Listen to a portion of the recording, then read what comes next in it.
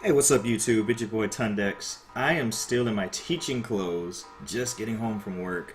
But as I was driving home, I was listening to listening to some YouTube videos, whatever. I promise I don't watch videos and drive. I just listen to the stuff and there's people talking about things. But um, it was a video from Mr. Happy. He's a big Final Fantasy person. You know, I'm in the Final Fantasy 14 and all that stuff. But there is going to be an update, and there was some news. There's a 1 year anniversary live stream for Final Fantasy 15.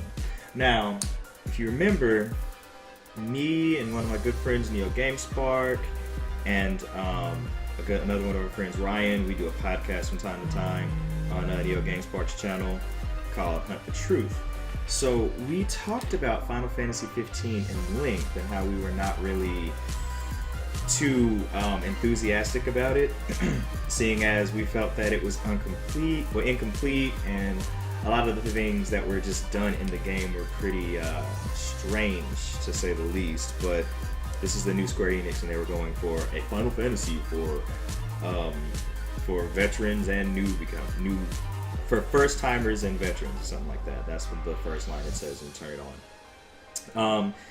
But yeah, we were pretty critical on it, and even going through and me finishing the game shortly after it was released, it was okay. It was just another RPG in my opinion, but not even a great one.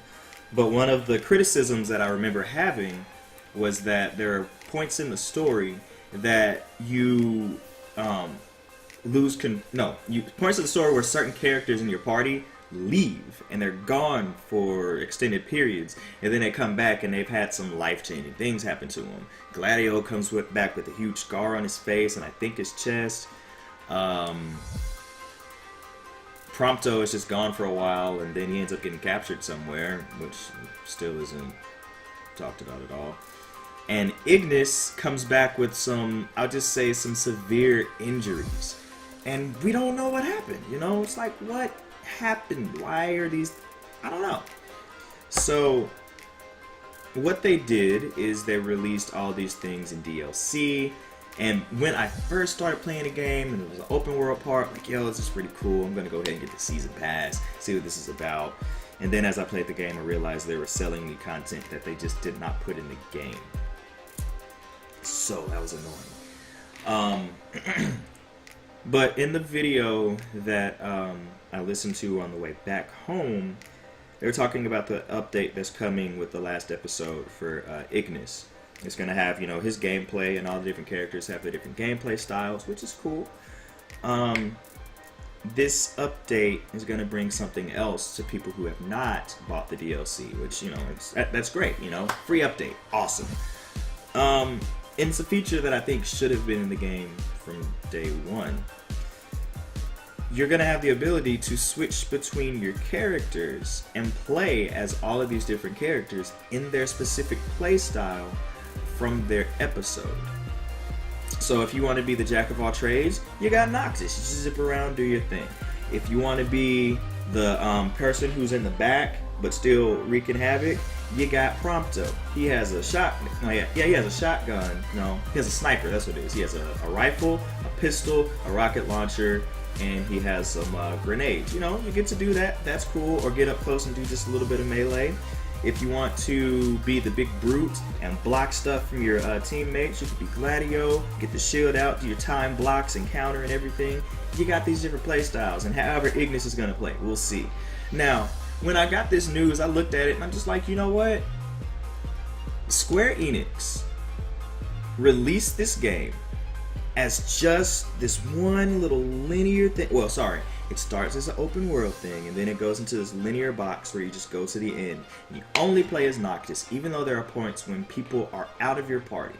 Instead of playing as these people in your party, we're going to sell that to you as DLC while we work on the mechanics and how these characters are going to work. And once we get all the DLCs out and we actually develop these characters a year after the game is released, we're going to update the game and finally let you play as all 4 of the characters. So basically, we got the beta. Final Fantasy 15 released last year was the beta.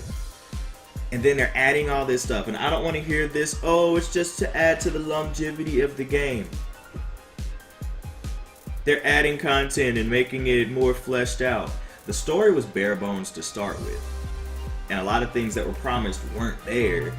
And you know, they just, like, what happened to the days when you could play RPG and have everything in it from the start? The story is fleshed out, you play as the different characters when things are separate, you know? Well, you didn't have to buy stuff. Back in the day, Final Fantasy VI, Chrono Trigger, Chrono Cross, all these Square Enix games where you could play as different characters. There were points when the main character in both of those, Chrono Trigger and Chrono Cross, were completely gone. They weren't in the story anymore, and you had to play as other people. Like, come on.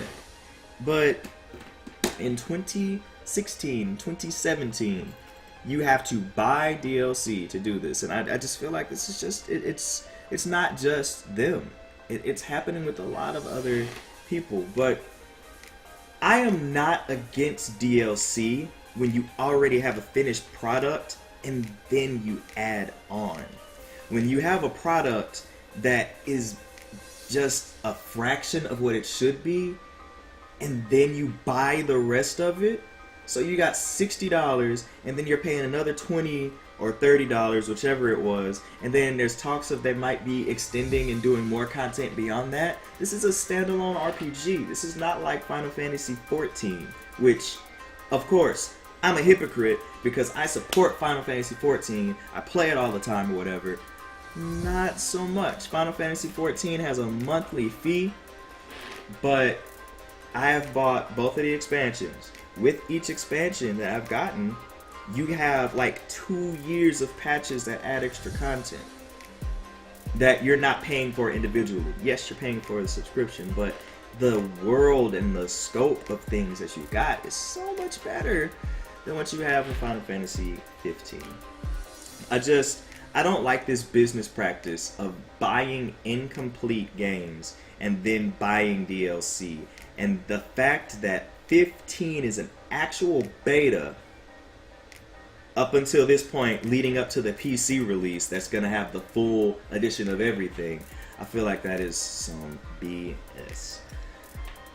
I don't know. You guys sound off down in the comments. Let me know what you think. But I need to change. Like I said, I still got my freaking classroom keys and whistle on my shirt, man. I gotta go. Y'all have a good day. I just had to get that off my chest. Alright, everybody. Until next time, peace.